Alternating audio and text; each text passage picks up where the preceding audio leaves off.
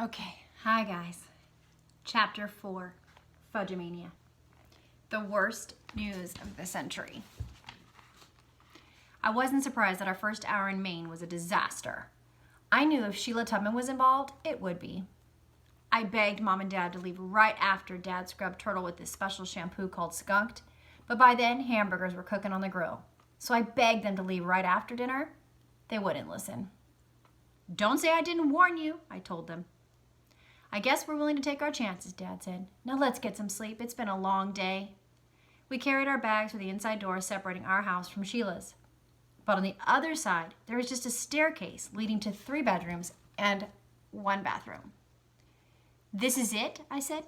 "This is our house?" "Yes," Mom said. "Isn't it nice?" "Where's the living room?" I asked. "Where's the kitchen?" "We're sharing the living room and kitchen with the Tubmans," Dad said. "Sharing?" I could hardly get the word out. "We're sharing with the Tubmans?" "Learn to share," Fudge said, "and you'll be a very happy person." "Don't get me near your kindergarten philosophy," I told him. "This is serious."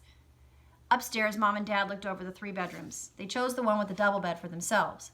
The second bedroom had a single bed plus a crib. Grandma would share that with Tootsie, which left the smallest bedroom for Fudge and me. "You two should be comfortable in here," Dad said. I looked around.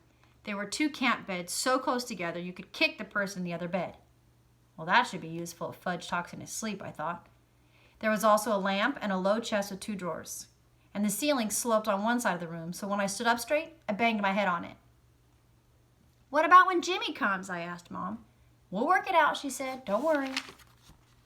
How could I not worry? At least Mom was able to convince Fudge that Uncle Feather would be happier downstairs. "We'll put his cage in front of the picture window in the living room so he can watch what's happening," she said. "Suppose he has a bad dream," Fudge said. "Does he usually have bad dreams?" Mom asked, as if Fudge was an expert. "Sometimes he dreams of scary monsters," Fudge said, "especially if he has to sleep all alone in a strange place." "When you cover his cage, he won't know he's in a strange place," I said. "He'll know," Fudge said. "He's a very well-adjusted bird," I argued. "He'll be fine." I wasn't about to share a room with Fudge and Uncle Feather. Even Fudge was too tired to argue.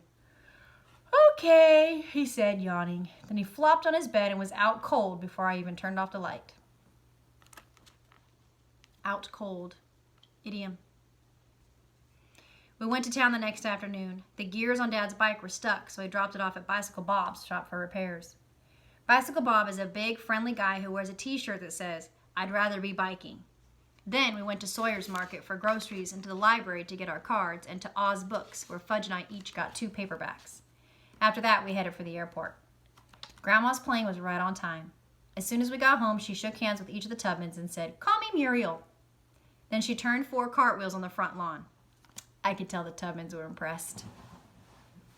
"Muriel," Sheila called, chasing Grandma, "could you teach me to turn cartwheels?" "I don't see why not," Grandma said, breathing hard. "I ran a gymnastics camp for years." "Oh, I just love to turn cartwheels," Sheila gushed. "My friend Mouse Ellis can turn cartwheels." "You have a friend named Mouse?" I asked. "Mouse, mice, creepy crawly lice," Fudge sang, pleased with his rhyme. "Fudgy," Sheila scolded. "That's not exactly nice." Then she turned back to me with her hands on her hips. "My friend Mouse is coming here in 10 days. "But that's when Jimmy Fargo's coming!" I heard my voice crack, but I didn't care. "Jimmy Fargo's coming here?" Sheila's voice sounded funny too. "Yeah, for a week, at least." "That's the worst news of the century," Sheila cried. "The worst news of the century," Fudge said, doing a perfect imitation of Sheila. "The worst news of the century." "Stop that, Fudgy!" Sheila picked him up and shook him. "Is that any way to treat your future husband?" I asked. "Yeah," Fudge said. "Mommy never shakes Dad." "We're never getting married if you act that way," Sheila told him. "Say you're sorry or the wedding's off." "Are you going to let her boss you around like that?" I asked Fudge. "Just stay out of this, Peter," Sheila said. "Yeah, Pete," Fudge said. "Fine," I told him. "You want to cook your own goose? Go ahead." Cook your own goose? Idiom. Fudge started laughing. "I don't have a goose, Peter." That was chapter 4.